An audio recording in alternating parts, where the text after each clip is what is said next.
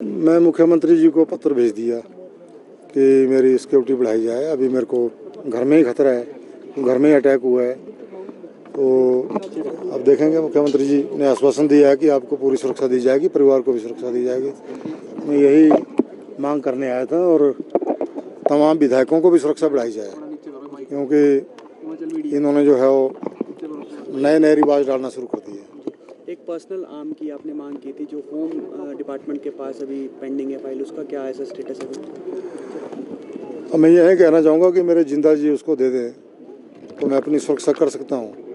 यदि मेरे मरने के बाद वो मेरे को मिलता है तो उसका कोई औचित्य नहीं होगा। सर, आपके जो पूरा जब आप पर गोली चली उसके बाद भाजपा की ओर से कहा गया कि आप राजनीतिक लाभ लेने की कोशिश कर रहे हैं और आप ही के जो प्रतिद्वंदी हैं त्रिलोक जम्वाल, उन्होंने कहा कि गैंग वॉर का मामला है, उनको बेवजह इस मामले में लपेटा जा रहा है। वो गैंग वॉर बनाना चाहता है, पर हमारी तरफ से कोई लड़ाई नहीं है।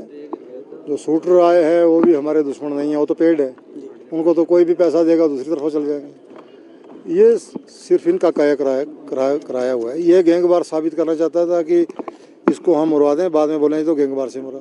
हमारी तरफ से कोई ऐसी नहीं है, ना कोई दुश्मनी थी, ना है, ना रहेगी। हमें तो सुरक्षा चाहिए। अभी तक सर जो कार्रवाई हुई है पुलिस की ओर से, उससे संतुष्ट हैं आप? और कितने लोगों को डिटेन या अरेस्ट किया गया अभी तक आपकी जानकारी में? जो SIT मैडम सोमा जी के अध्यक्षता में बनी है और ADGP साहब को CM साहब ने लगाया है, वो बड़े एफिशिएंट ऑफिसर हैं और मुझे पूर्ण विश्वास है कि वो दूध का दूध और पानी का पानी करके रहेंगे।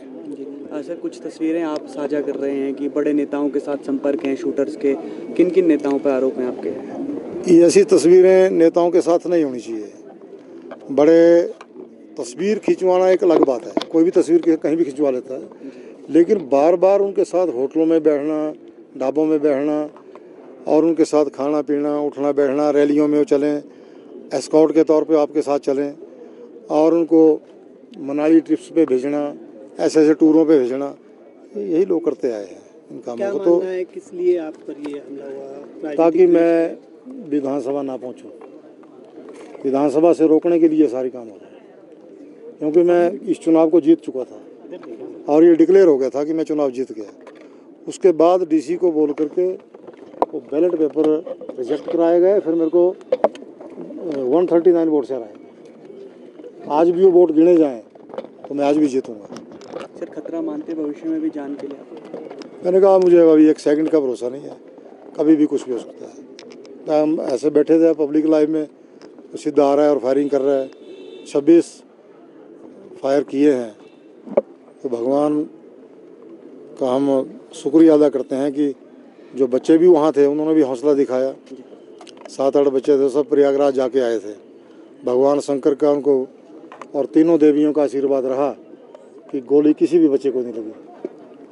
नड्डा जी के बेटे के साथ भी संबंध है सर शूटर्स के? क्या बिल्कुल है, सब दिखा पाएंगे? वो बैठते हैं उनके साथ, ये जो खा रहे हैं मिठाई उनके हाथों से। ये लड़का अरेस्ट है, मंजीत नड्डा, ये हरीश नड्डा जी को मिठाई खिला रहा है। ये इनके कंधे पे नाच रहे हैं। 2 दिन पहले चुनाव से मेरे बेटे को मारा, फिर उनके कंधे पे जीतने के बाद डांस कर रहे हैं। सारी तस्वीर है, ये वीडियोज भी हैं, ऐसा नहीं है कि भाई ये फोटो ही लाए हमें, वीडियो है हमारे पास में सारी बने। ये भी वही है।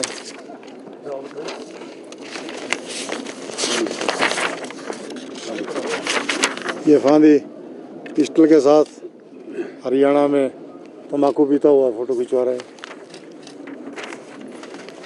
और ये कुलदीप सिसु जो मेन शूटर है, जो है तो वही है जो नाचने वाला है फोटो जीतने के बाद का। ये मंजीत नड्डा जी और हरीश नड्डा जी हैं। मंजीत नड्डा जो अरेस्ट है अभी, 36 केस इसके ऊपर चिट्टे के हैं।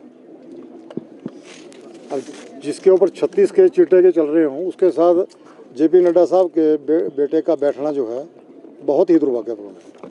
जयराम जी बड़े वरिष्ठ नेता हैं, ऐसे व्यक्ति के गुमराह ना हो। ऐसे इन तस्वीरों के बारे में पूछो उससे कि ऐसा क्यों है, तब मैं उनको समझूंगा कि अच्छे नेता हैं। अपने विधायक को भी तो पूछे ना कि क्यों है। अब हरीश नड्डा जी को बंदूक के साथ खेलने का क्या शौक है? क्या ये बंदूक उनको लाइसेंस, इसका लाइसेंस है उनके पास?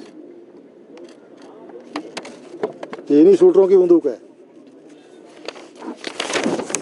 उनके पास हो सकता है पिस्टल का हो, और ये बंदूक क्या है? ये जेपी नड्डा जी बिलासपुर के सबसे बड़े तस्कर, जिसने सारे बच्चे बिगाड़ दिए, सब बच्चों की ज़िंदगियां ख़त्म कर दी और माताओं की गोदियां खाली हो गई हैं। मेरी ज़िंदगी को ख़त्म करने की तो कोशिश थी, ये उसको इनाम दे रहे हैं। किस चीज़ का दे रहे हैं? देखिए सर, ये कौन सा इनाम दे रहे हैं, उनसे पूछने की बात है। ये जयराम जी को पूछना है कौन सा इनाम दे रहा है उनको। ये कुलदीप सिसु मेन शूटर हरियाणा और फांदी, ये फिर वही आ गया। सर और ये आपकी मेडिकल कंडीशन किस तरह की है? क्या गोली आपकी अभी भी टांग में? अब सर गोली के साथ ही जीना पड़ेगा मुझे, पूरा उम्र भर मेरी टांग में रहेगी। अब भगवान का शुक्र है, चलेंगे तो चलेंगे, जैसे भी पड़ेगा वैसे चलेंगे। अब जितना दिन आपने अपनी सुरक्षा बढ़ाने की भी बात की है, क्या कहेंगे